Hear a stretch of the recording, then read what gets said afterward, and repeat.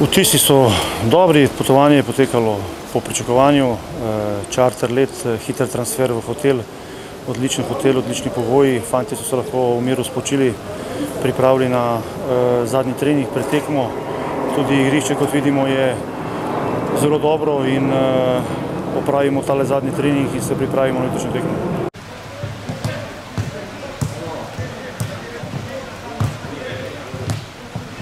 Ljudi iz kluba so vse dobro organizirali, cel dan od leta do hotela je vse na vrhunskem nivoju, pa imamo vse pogoje, ki rabimo za dobro tekmo, zdaj je samo nam, da na igrišču pokažemo, kar znamo in bo vse v redu.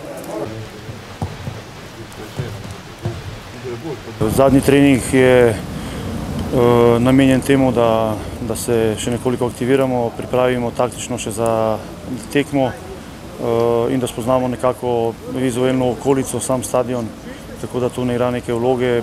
Pomembno je, da je Zelenica res v dobrem stanju, da je dobro igrišče, da nudi dobre pogoje za igro in to je najpomembneje. Zaenkrat, kakor vidim, je igrišče v dobrem stanju, tako da mislim tudi, da jutri se bo umiril, da ne bo toliko deževal, tako da mislim, da kar se tiče igrišča, bo vse v redu in mislim, da nas čaka dobra tekma. Naš cilj je jasen, moramo zmagati in napredovati.